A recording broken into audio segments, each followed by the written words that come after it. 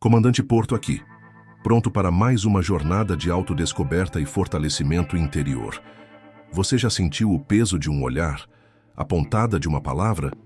Aquela sensação de que, não importa o quanto você se esforce, o julgamento alheio parece sempre encontrar uma fresta para se infiltrar na sua mente, corroendo sua confiança e desviando você do seu próprio caminho. É como se estivéssemos constantemente sob o escrutínio de um tribunal invisível, onde cada passo, cada escolha, é avaliado e muitas vezes condenado. E o pior é que, por vezes, as críticas mais duras não vêm de inimigos declarados, mas de pessoas próximas, ou até mesmo daquela voz interna que ecoa o que os outros poderiam pensar. Hoje, Comandante Porto, vamos desvendar o segredo para lidar com a crítica e o julgamento alheio. Não se trata de ignorar o mundo, mas de construir uma fortaleza inabalável dentro de você.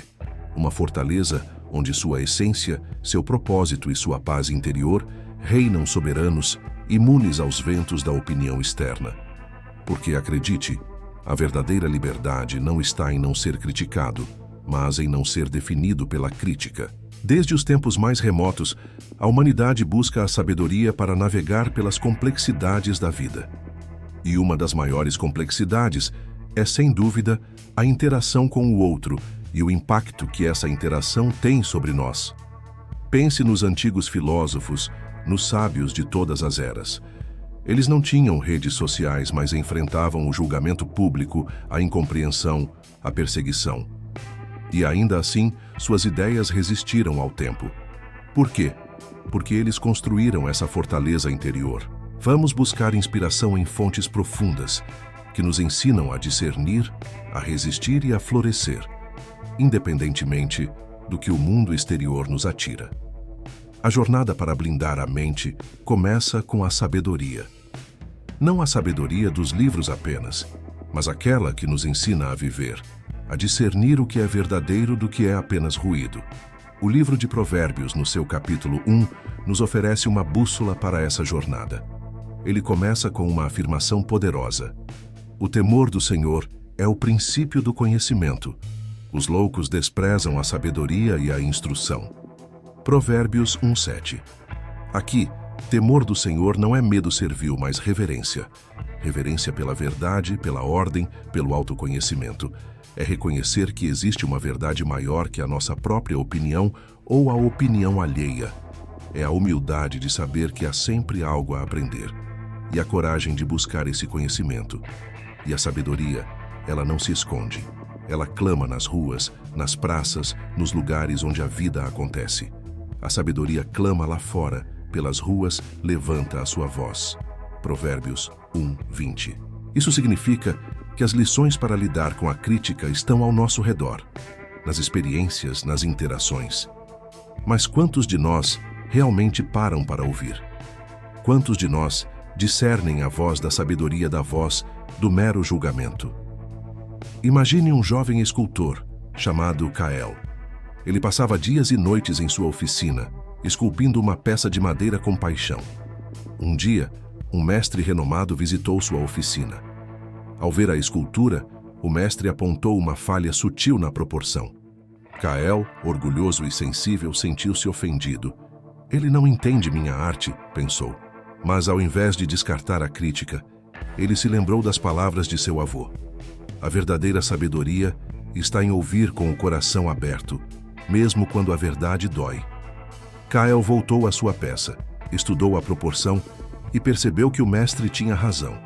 Ao corrigir, a escultura ganhou uma beleza e harmonia que antes não possuía. Ele aprendeu que nem toda crítica é um ataque. Algumas são a voz da sabedoria, clamando para ser ouvida, para nos aprimorar. A sabedoria nos ensina a discernir qual crítica é construtiva e qual é apenas ruído. Qual vem de um lugar de conhecimento e qual vem de um lugar de ignorância ou inveja. Esse discernimento é o primeiro tijolo da sua fortaleza. Uma vez que você aprende a discernir, o próximo passo é fortalecer sua estrutura interna. Aqui, a filosofia estoica se torna sua aliada mais poderosa. Os estoicos nos ensinam que não são os eventos externos que nos perturbam, mas o nosso julgamento sobre esses eventos. Epicteto, um ex-escravo que se tornou um dos maiores filósofos estoicos, nos disse: não são as coisas que nos perturbam, mas o nosso julgamento sobre as coisas. A crítica, o julgamento alheio, é um evento externo. Você não pode controlá-lo, mas você pode controlar a sua reação a ele. Você pode controlar o significado que você atribui a ele. Marco Aurélio, imperador romano e filósofo estoico, ecoa essa verdade. Se você está sofrendo por alguma coisa externa, não é a coisa que o perturba, mas o seu próprio julgamento sobre ela, e está em seu poder anular esse julgamento a qualquer momento. Pense na história de José, o carpinteiro, no capítulo 1 de Mateus. Ele se viu em uma situação que, aos olhos da sociedade, era de extremo julgamento e escândalo. Sua noiva, Maria, estava grávida antes do casamento. A lei da época poderia condená-la e a ele a vergonha pública. José, um homem justo, poderia ter se deixado levar pelo julgamento da comunidade, pela sua própria dor e pela lógica humana. Mas ele escolheu uma ação diferente. Ele ouviu uma voz interior, um direcionamento que transcendia a lógica e a opinião alheia. Ele agiu com fé, com obediência a um propósito maior, e não com base no medo do que os outros diriam. A linhagem de Davi, a promessa de um propósito maior, era a sua âncora mais forte que qualquer murmúrio da aldeia. José não se defendeu publicamente, não argumentou. Ele simplesmente agiu de acordo com sua convicção interna e sua fé. Sua fortaleza não estava em silenciar os críticos, mas em ter uma convicção tão profunda que a crítica se tornava irrelevante. Essa é a essência da mentalidade estoica. Construir uma fortaleza interna tão sólida que as flechas do julgamento externo simplesmente ricocheteiam, sem atingir o seu centro. Quando você tem um propósito claro, um Ikigai, a crítica alheia perde grande parte do seu poder.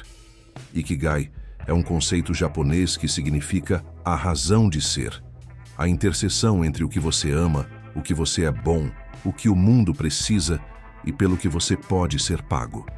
Quando você está profundamente conectado ao seu Ikigai, sua energia e foco se voltam para a sua missão, e o ruído externo se torna apenas isso, ruído. Conheça a história de Hiroshi, um mestre ceramista em uma pequena vila japonesa.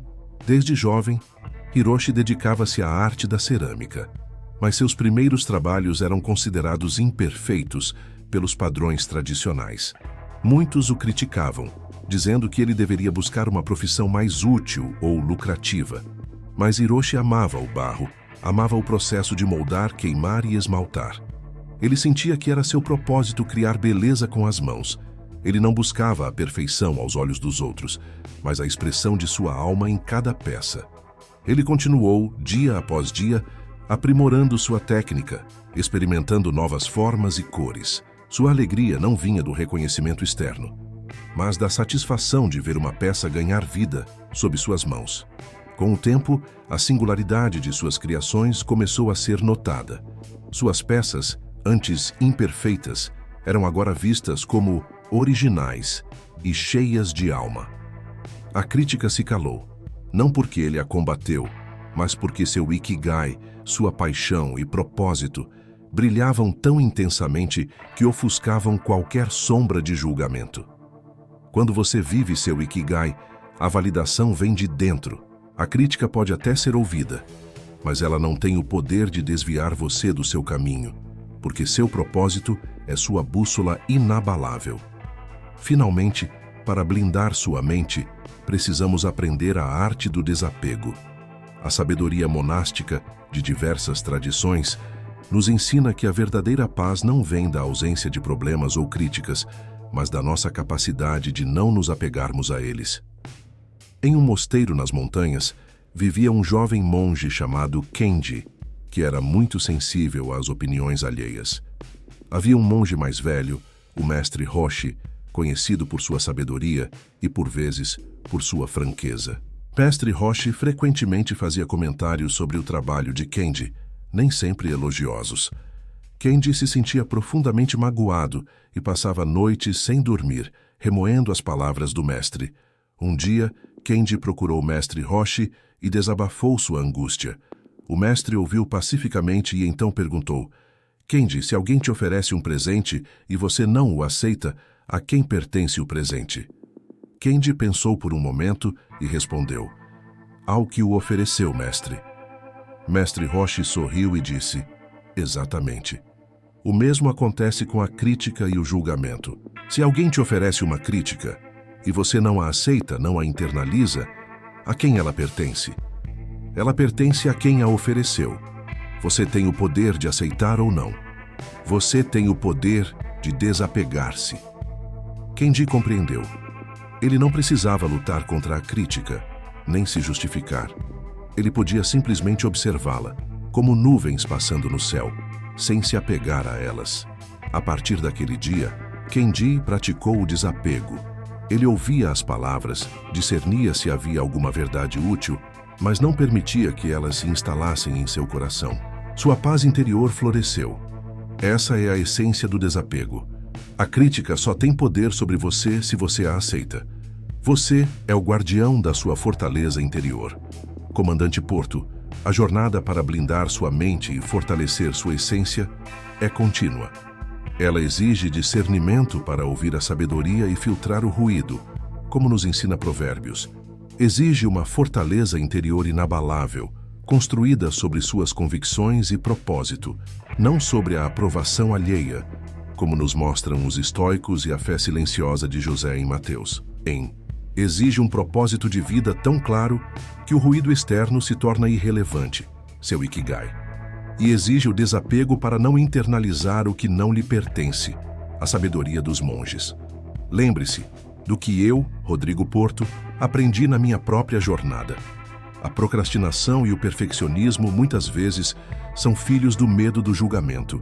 Mas quando você se torna um herói aprendiz que extrai o melhor de cada situação, mesmo da crítica, você transforma o veneno em remédio, o obstáculo em degrau.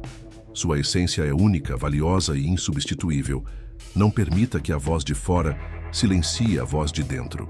Comece hoje a construir sua fortaleza. Pratique o discernimento, fortaleça sua convicção, encontre seu Ikigai e desapegue-se do que não lhe serve.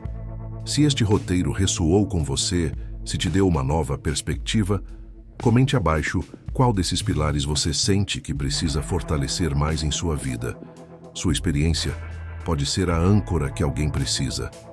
Curta este vídeo para que ele alcance mais pessoas que estão buscando essa liberdade interior.